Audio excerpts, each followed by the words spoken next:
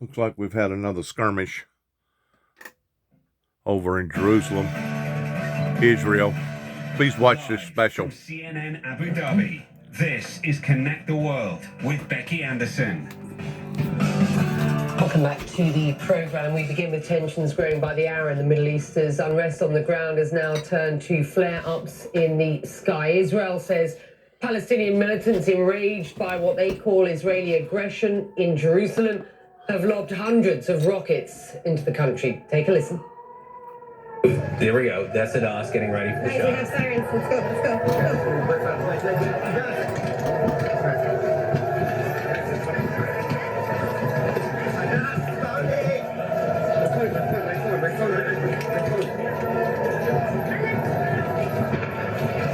Air raid sirens forcing people, including CNN's Hadass Gold, to run from cover. They are safe, and we will hear from Hadass in just a moment.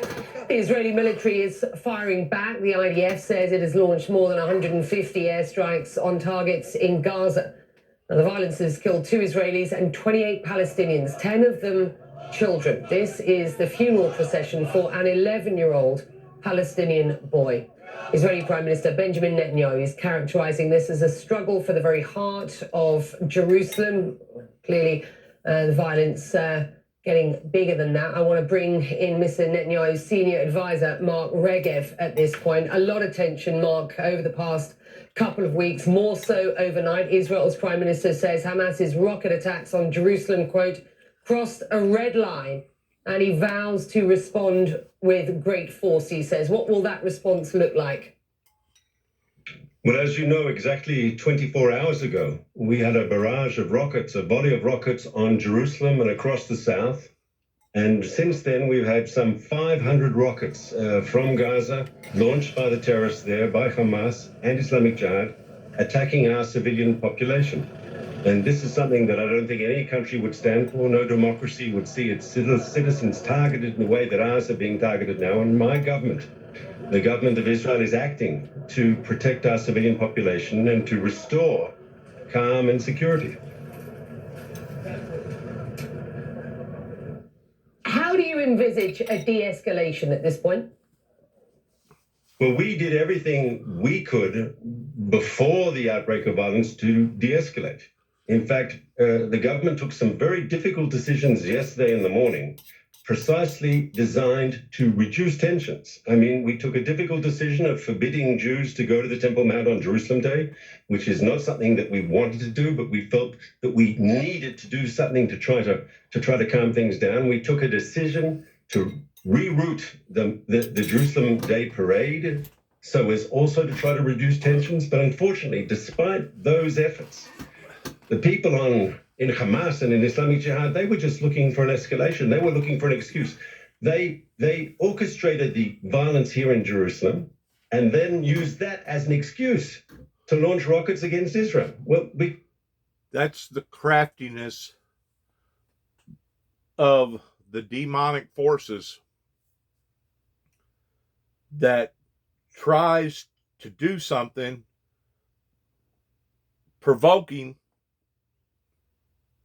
and then claims that it's the other one that's doing the bad. I run into the same thing right out here at 291 Thompson Road pertaining to various people that was sticking out their chest that wanted to get in a pissing contest out here on the road. And, of course, Jerusalem,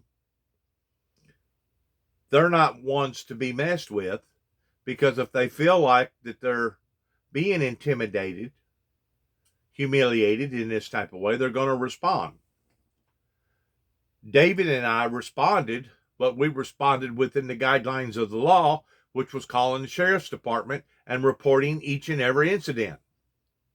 The sad thing about each and every incident, whenever we would go to court in fighting the people that was causing the ruckuses down here, we never could get nothing accomplished to the courts. And of course, my brother David didn't trust Tommy Moore in his decisions because of what had happened in his life pertaining to the gun incident.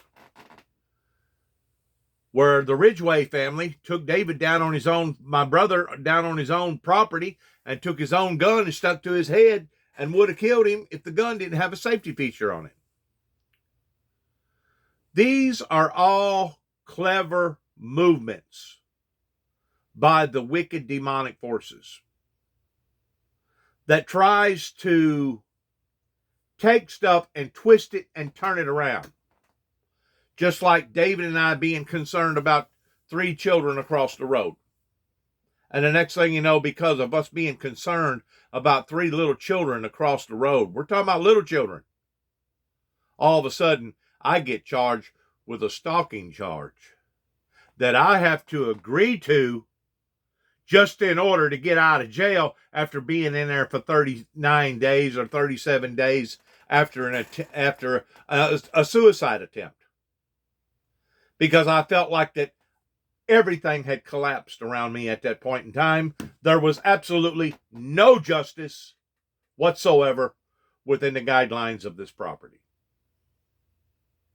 As far as I was concerned, the courts in Weakley County had completely, totally disregarded our rights. It was a total failure.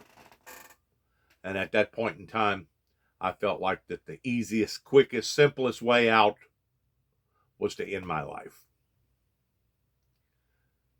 I realize now, since those occurrences has taken place in the center, the core of me grieving over my brother's death, I realize now that my enemy was in fact trying to destroy me, even at the technique of me destroying myself. And until the courts here in Weakley County acknowledge that they are just as guilty as the perpetrators that was committing the crimes out here at 291 Thompson Road and at 430 Beech Grove Road, until they acknowledge that they sat back and was waiting for it to intensify until there was blood on the floor, until they acknowledge that they was in the wrong in letting down the family pertaining to our estate here in this area.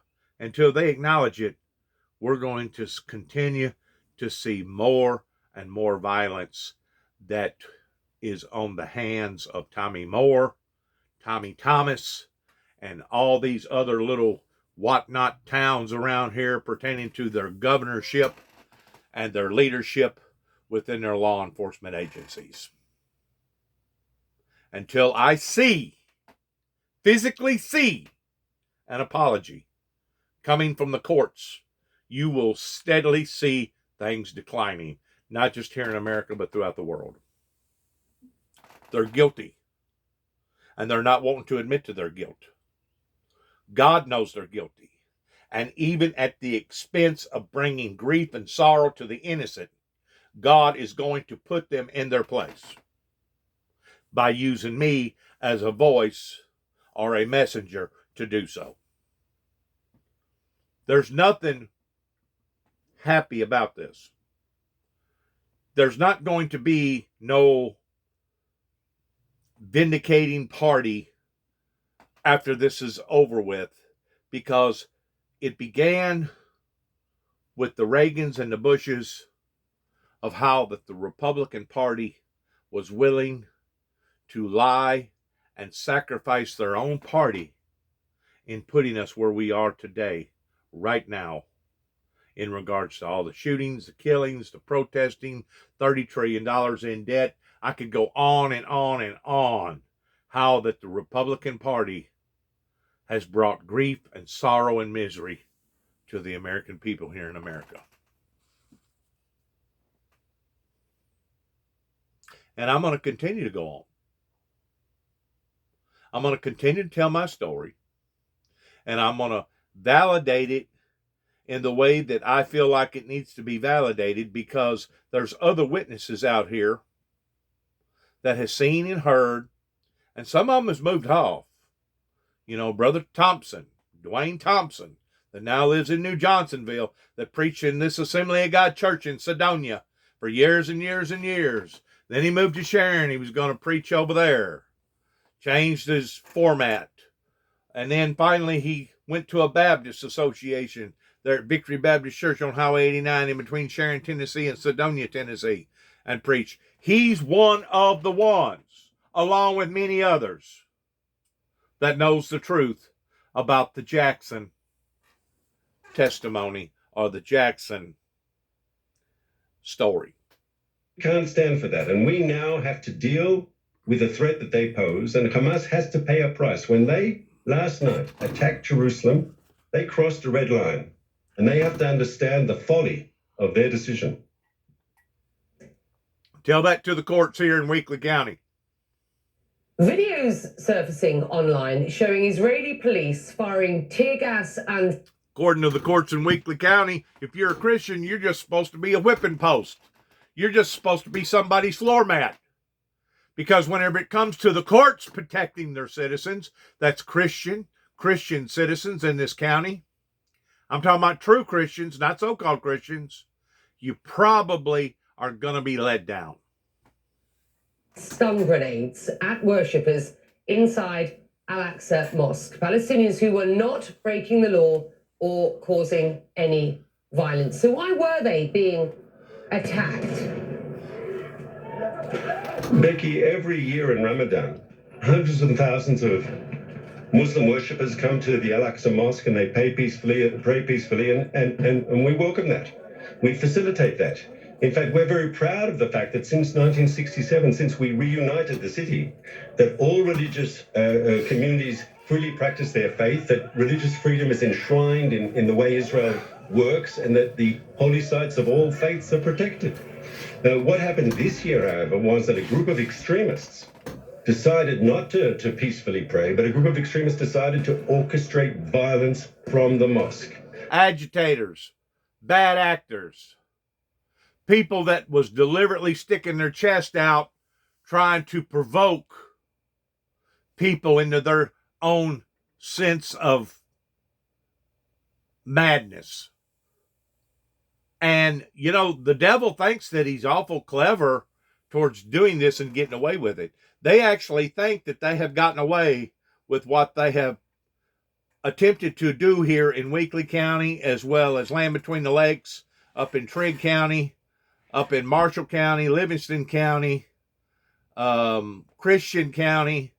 They actually think out in Oklahoma that they've actually gotten away with doing what they have done towards lying to the American people and planting a bomb in the back end of my truck towards trying to make me out to be the bad guy. They actually believe that. They're that ignorant to the point that they actually have convinced themselves that not only are they right, but that they're going to be proven to be right.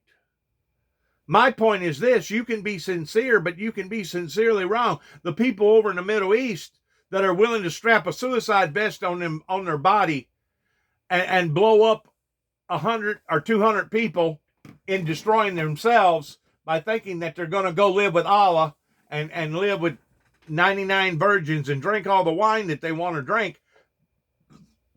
They're actually convinced of this. They're convinced of this crazy ideology. But my point is this: you can be sincere, but you can be also sincerely wrong. And they're wrong in their ideology towards promoting violence in people that's not willing to submit to their ideology. The Muslims, in whatever religious, if you want to call it a religious, I call it an occult, format that you want to use, is out of line and out of place whenever it comes to wanting to submit violence against those that are not willing to convert. And because of it, that's where I draw the line by saying, you know what? This is not a religion. This is an occult. Now, it may have been set up as a religion, but in my whole interpretation of what they're doing and how that they're doing it, even by provoking people into violence, is wrong. It's all totally wrong. Just like they was coming out here in front of the property, vandalizing our property, doing things to us that they wasn't supposed to be doing, and we basically didn't have a snowball chance in hell because the courts in Weakley County would not and did not stand with the Jackson family. And they brought with them rocks and flares and other forms of explosives, and they were deliberately looking for violence. We've got no problem with worshippers, but we've got a problem with rioters. Exactly. I just want to emphasize that the videos surfacing online show Israeli police firing tear gas and stun grenades at peaceful worshippers inside the Al-Aqsa Mosque. So I do put it to you again. Palestinians who were not breaking the law or causing any violence were being attacked by Israeli soldiers. Why? Can I suggest that those videos have been edited and they don't show what happened immediately beforehand? And I can tell you, in Israel, we thoroughly respect the holy sites of all faiths. We wouldn't send our police onto the Temple Mount unless there was a severe provocation, unless there was a threat to life. We understand the importance of the mosque for the global Muslim community. We respect that. The mosque is run independently by the Waqf authorities, the religious Muslim authorities. That's the way it is. That's the way it's going to be. Israel will scrupulously uphold the status quo. But just as you've had extremists, unfortunately, doing violent takeovers of mosques in other countries, in the Gulf as well, as you know, Becky, we couldn't stand for it here, just as no one would stand for it anywhere. Mark Regev, one of the drivers behind the serious escalation in tensions in Jerusalem... And of course, with them being a nation or a country, they got the right to defend their people and defend themselves, even at the expense of using violence, in which I'm sure that they'd rather not escalate into. But that's dealing with a nation or a country. What I was dealing with out here was a civilian problem that if we initiated by putting the law into our own hands, then all of a sudden we was going to be frowned upon. We was going to be looked down upon. We was the ones that was the bad guys. Once more, it's a way that Satan can take things and manipulate it through his powers, through bewitching people into these type of thoughts. And it's a clever way, but it's also a way that people like myself has been able to see through and understand how that they're taking stuff and twisting it for their own benefit. It's basically the Antichrist type spirits that's lurking out because they realize that they have lost this competition. And just like the Bible talks about, that in the last days, they will rise up in great wrath because they know that their time is ticking and it's getting shorter and shorter and shorter. So they're lashing out in trying to prove their identity. And as they're trying to prove their identity, they're actually proving just exactly who they really are, in which Christ nailed it from the beginning of the get-go, that they have been nothing more than murderers and liars from the beginning. I'm going to repeat that one more time. Christ said that these demonic figures have been nothing more than liars and murderers from the beginning. That's the substance of the atmosphere that is coming from the dark forces, regardless whether it's coming from out here or it's coming from across the pond over in the Middle East. Once more, the Bible's very clear. Satan is the author of confusion. The more confusion that he can create, the more that he can manipulate people in swaying towards his side versus the godly side. The bottom line is this: the people over at Israel was provoked and attacked. They was being hunted like animals. And the people over in Israel are not going to stand for it because they're not. I repeat, they are not somebody's floor mat, and they are not somebody's whipping post, and they will stand up for their rights, even at the expense of bloodshed. It ain't like over here to where the courts will allow for the true Christians to be run over, abused and used and taken advantage of, even though Tommy Moore may walk into a sanctuary or a church every day of his life. His actions does not line up with his Christian faith towards protecting other Christians. And because of it, it makes him a hypocrite. And those that are around him, hypocrites. The court system is a hypocrite. They're not trying to defend our rights.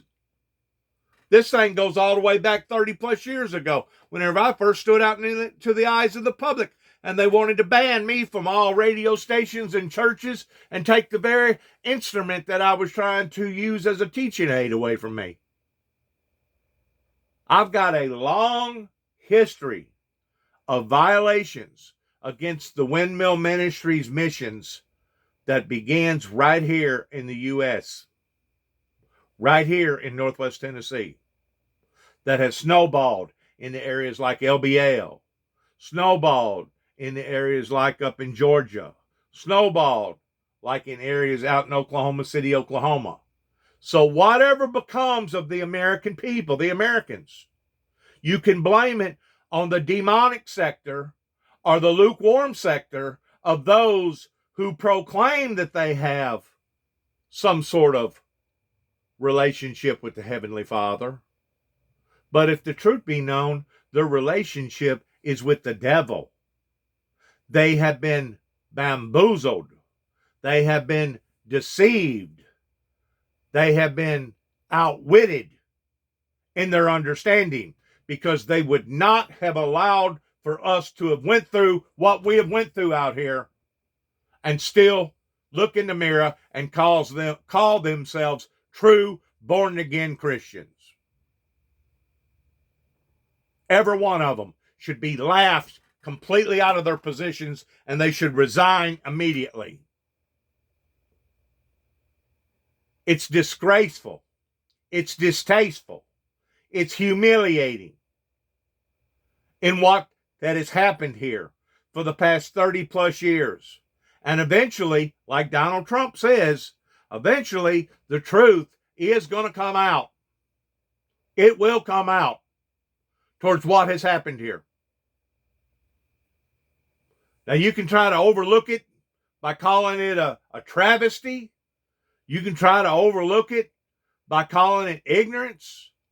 But one of the main themes in American laws, in any courtroom, whenever you're standing in front of a judge, is ignorance of the law is no excuse. Ignorance of the law is no excuse. Well, let's turn the tables. Ignorance of God's law, ignorance of the Constitution law, the American Constitution law, ignorance of our laws is no excuse. It's really sad in what is happening here that the whole world is being confronted with, that if things would have went appropriately of the way that they should have went, going all the way back into the late 80s, 1988, we wouldn't be all suffering and going through all this right now. It's really sad. It's super sad. Recent weeks has been the threat of eviction facing Palestinian families from homes in an East Jerusalem neighborhood called Sheikh Jarrah. In a joint statement, the UN Special Rapporteur on Human Rights in the Palestinian territories and the Special Rapporteur on Agadi Housing together saying, and I quote here, "The immediate source of the current tensions in East Jerusalem are the actions of Israeli settler organizations whose stated aim is to turn Palestinian neighborhoods into Jewish neighborhoods." That from two special rapporteurs on human rights. Your response? Well, first of all, as you know, Israel and the United States and other Western democracies have had problems with the UN Human Rights Council. We've pointed it out for its bias and having an anti-Israel agenda. But let's deal now with the substance of these claims. That part of Jerusalem, the Sheikh Jarrah neighborhood, before 1948, there were Jews living there together with Arabs. They were forcibly evicted in the 1948 war. Now, there are Jews who claim property in that neighborhood because they say they were forcefully evicted 70 some years ago. Now, the courts are looking at the relevant evidence. The courts will decide who that property belongs to, who has the right of possession. The Israeli government is not part of this legal process. The Israeli government is a bystander here. The courts will have to decide who has possession. It's not something that the Israeli government is in any way involved in this case. Well, that hearing postponed on Monday. I just want you to have a listen to what one Sheikh Jarrah resident had to say about what is happening there and how he believes calling it an eviction does not accurately portray his experience. Have a listen. It's not really an eviction. It's forced ethnic displacement, to be accurate, because an eviction implies legal authority. While the Israeli occupation has no legitimate jurisdiction over the eastern parts of occupied Jerusalem under international law, it also implies the presence of a landlord. And certainly these Israeli settlers have not built our homes. They're not our landlords. They don't own our land. And thirdly, eviction does not imply the hundreds and hundreds of heavily armed police and army and settlers colluding, blowing up your doors, throwing your children from your windows, and using brute force to throw you out in the street and assaulting and arrest you should you resist. It doesn't imply the grenades. It doesn't imply the rubber-coated bullets. It's not an eviction. According to the UN and countless politicians and human rights organizations, it could amount to war crimes. Actually, the situation is pretty tense, I can tell you, and we're very scared of losing our homes to Israeli settler organizations. The Israeli Foreign Ministry, as well as other Israeli politicians, have portrayed the situation there as, quote, a real estate dispute. Mark, Palestinians would argue that the violence taking place at present is a result of years of oppression and injustice against Palestinians at the hands of the Israeli government and Israeli police. The occupied versus the occupier. Your response? So Israel united Jerusalem in 1967, and I think you've seen Jerusalem develop amazingly since then. The population has grown, both the Jewish and the Arab population. The city is more prosperous than it ever was. The city is more diverse than it ever was. Jerusalem is an amazing city. And those people who want to redivide the city, who want to put an ugly wall somewhere down the middle of the city, that's just not going to happen. It's not good for peace. It's not good for Jerusalemites. We have to find another way that Israelis and Palestinians can learn to live together. Jerusalem must remain united. I don't think anyone who loves the city wants to see it divided again.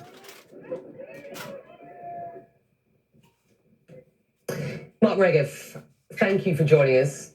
The Palestinian view of this new deadly outbreak of Middle East violence is next. I'll talk to a human rights attorney who says we are fighting with tears streaming across our faces. That is coming up.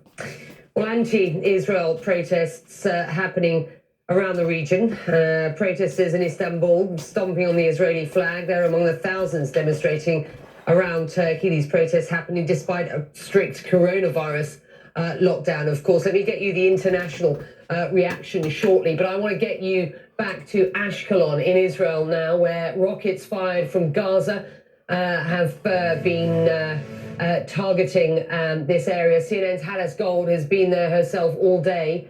She has been in and out of the bomb shelters, and she joins us now. Hadas.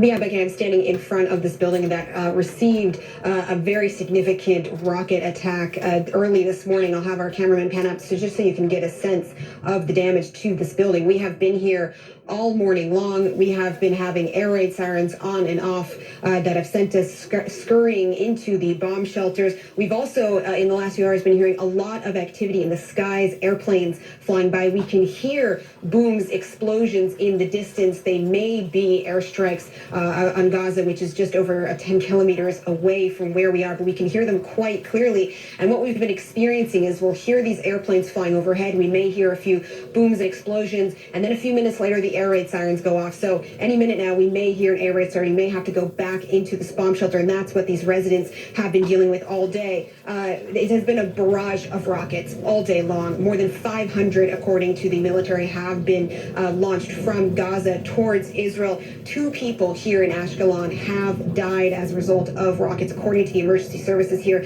At least 16 have been injured, including about 6 in this building behind me from this attack from this morning. The IDF says that they have struck more than 150 targets in Gaza, and now we're hearing from the Palestinian health ministry in Gaza that 28 Palestinians have been killed in strikes, including 9 children. The Israeli military say they take any sort of a possibility of civilian casualties very seriously. They say they are looking into the incidents, especially the one with, especially any sort of incident where children were killed. They are noting, though, that amongst the rockets, we just heard another boom far in the distance, that amongst the rockets, they say that a third of them are falling short. And within Gaza, IDF has also said that they recently killed 3 Islamic Jihad fighters. They released a video of that as well. Netanyahu also spoke recently in a video that he posted online saying that Hamas will be hit in a way they didn't anticipate. And as you noted, the Gaza militants are specifically citing the tensions in Jerusalem as a reason for this barrage of rockets, specifically what's been happening at the Al-Aqsa compound, where we've seen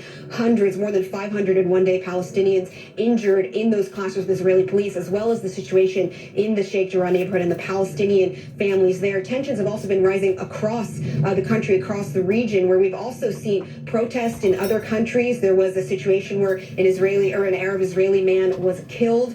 He was apparently shot by an Israeli Jewish man when the Jewish man was when rocks were being thrown at the Jewish man, according to police. Tensions are incredibly high here, and it's just, I've been speaking to the residents here in this building, and they say that while living in southern Israel, living near Gaza, on both sides, you kind of get used to tensions, to rockets. They say that just the amount of activity today, that is unusual. We're hearing now a series of explosions, of booms, essentially in the distance. Not sure what they are. If we have the video, or if we have a live stream of what's happening in Gaza right now, perhaps you can see some activity. But like I've been saying, we've been hearing these airplanes overhead. We'll hear some booms, and then usually a few minutes later, we hear the response, which may be rockets fired towards here. We hear the air raid sirens that send us scurrying back into the bomb shelter. I have lost count, Becky, of the number of times we have heard the air raid sirens here and the number of rockets we have heard here.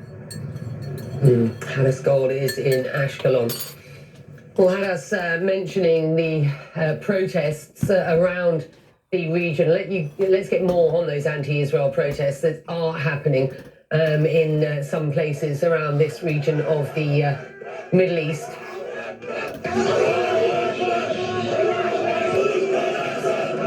Well, protesters in Istanbul stomping on the Israeli flag. They're among the thousands demonstrating. Now see, as they're jumping up and down anti-Israel, what they're actually jumping up and down on is anti-righteous holy God. They're actually jumping up and down on the Lord Jesus Christ, symbolically speaking. Just like whenever they're jumping up and down on the flag of Israel, they're actually jumping up and down on our flag too as well. But yet now they want to call their religion a godly religion. They want to say that their religion is the ultimate religion, even though it's their religion that promotes death and violence. This is not a religion. It is an occult that somebody has taken and twisted and manipulated people's minds in brainwashing them.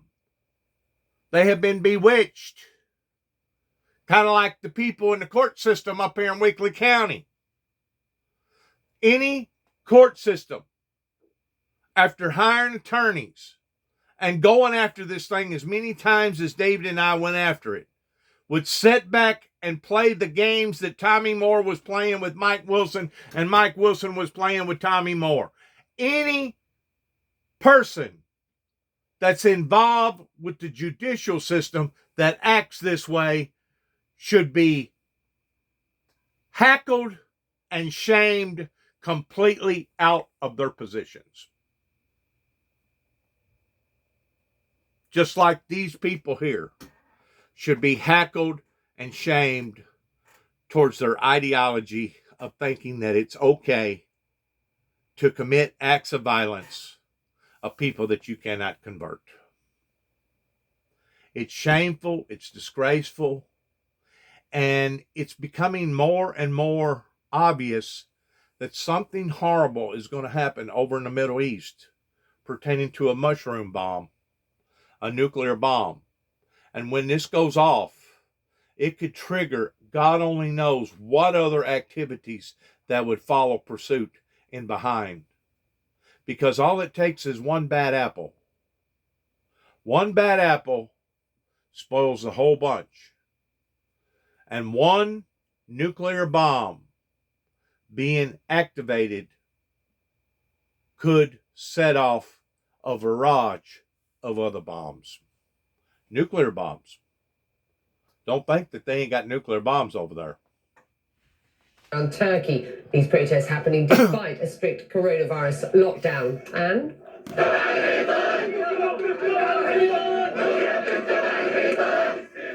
these are scenes from Jordan. Protesters in Amman waving Palestinian flags. Most of Jordan's 10 million citizens are of Palestinian origin. Demonstrators also marched through the streets of Beirut in Lebanon, home to hundreds of thousands of Palestinian refugees. And we will do more on this story for you as we move through the hour. Noura Erakat joining me next with the Palestinian perspective. You are watching Connect the World. There is an awful lot going on. Divraj has seen the devastation of his village, yet his fear is no longer death. It's that COVID will destroy his family. Dying with COVID in rural India. Sam Kiley reports on the devastating scenes as one village gets overwhelmed by COVID-19. Plus, shortage supplies and inequities between rich and poor countries are putting the COVAX vaccine sharing scheme in jeopardy. I'll speak to Jan Gandhi, the UNICEF coordinator for COVAX vaccine supplies.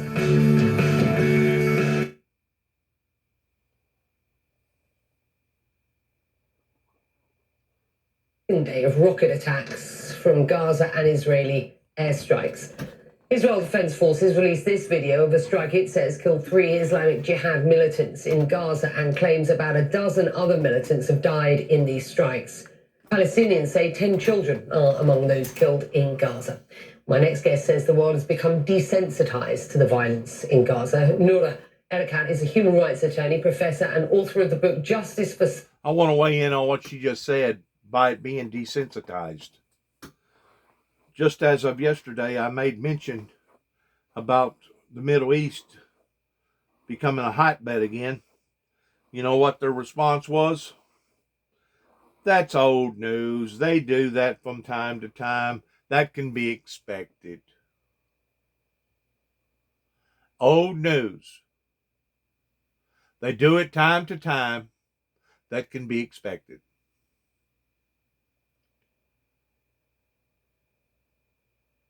So that means if all them things was happening in our community pertaining to bombs being blown up, children being killed, would be acceptable?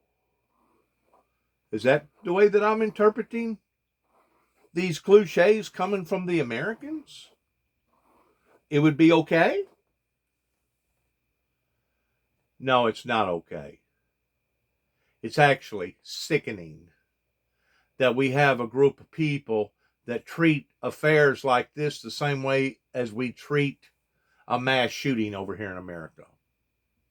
There's nothing okay about a human life being taken from the hand of their enemy, regardless whether it's happening in the form of a bomb, or it's happening in the form of a gun, or it's happening in the form of other means. There's nothing good about anybody's life being snatched from them illegitimately.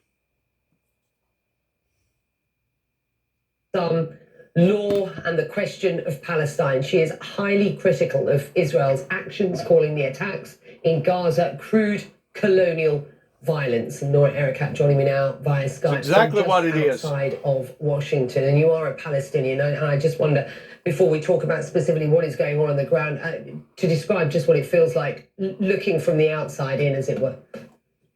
Thank you so much, Becky. I appreciate centering that question and what it feels like to be a Palestinian, because so much of what's at stake is actually our dehumanization and the expendability of our lives, livelihoods, that our deaths become numbers rather than vanished dreams and mourning families.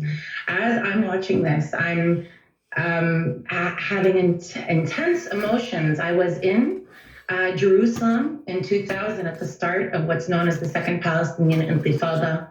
I was there when one of the first of the 5 people killed on September 21, 2000 was one of my neighbors in Abu Dis. I remember vividly his toddler daughter beating on a picture of him, calling for her Baba. I'm also then reminded immediately of my cousin who was murdered last summer at a checkpoint separating 2 Palestinian cities. Ahmed Ariqat, I want to lift up his name because he remains in captivity in an Israeli refrigerator at Tel Aviv University, held as hostage, and not allowing his family, my family, to mourn him with dignity. I'm now bracing myself because on the one hand, I am invigorated by what is a Palestinian uprising against this colonial rule, and simultaneously bracing myself because I understand and see that Palestinian death has become an index for Israeli vulnerability because of the thorough dehumanization of our lives. What we are witnessing today and overnight is this uptick in, I don't want to call it tit for tat strikes from Gaza and then on the back end from Israel, because tit for tat just dismisses the enormity of what is going on.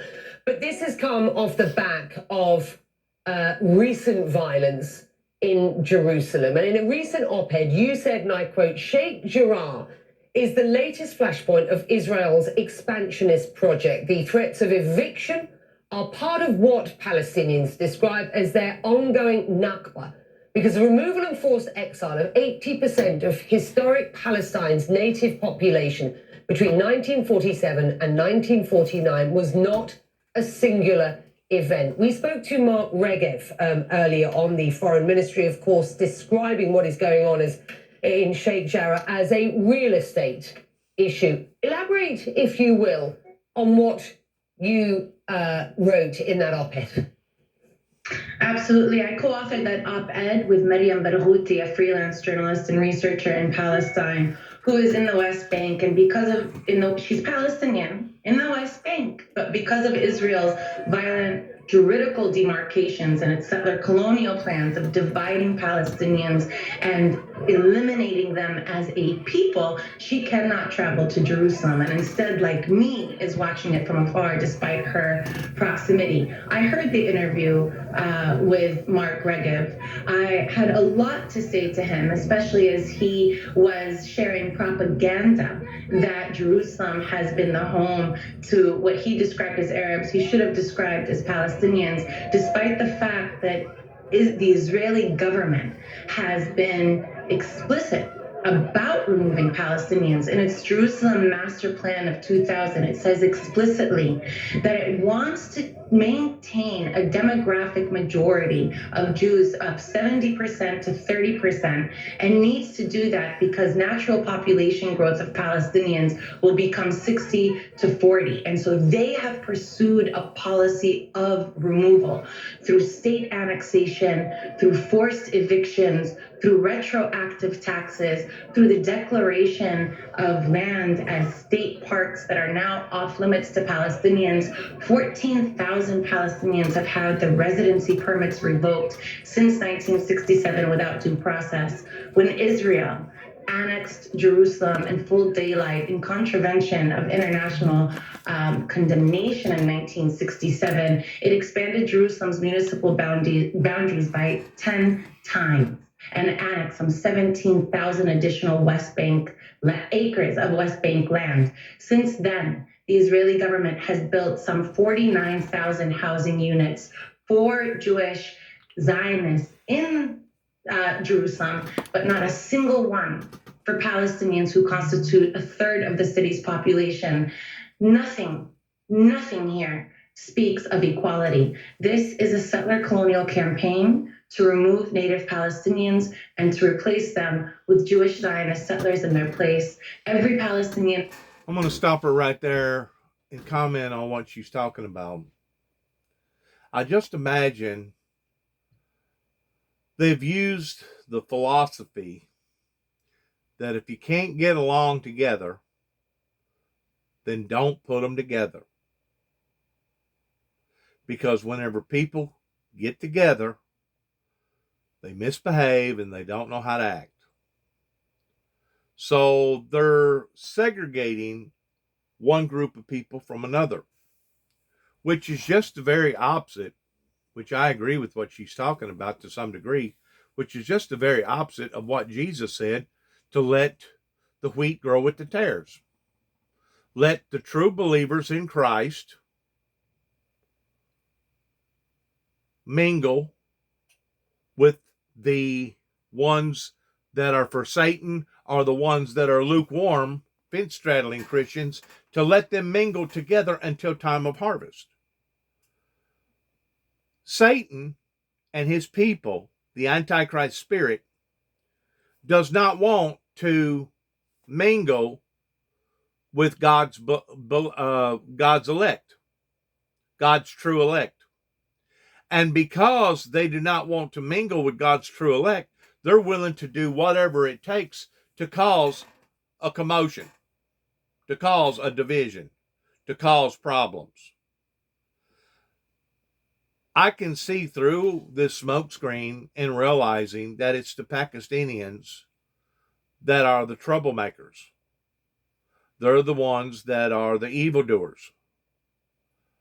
Just like the situation that I had out here, the vast majority of this neighborhood was the evildoers because they did not want me, the founder of the Windmill Ministries, to be able to come back here and settle back in, even though I had full rights of doing so, not just through my parents, but through my grandparents and even their parents pertaining to my bloodline. Because they have allowed for evil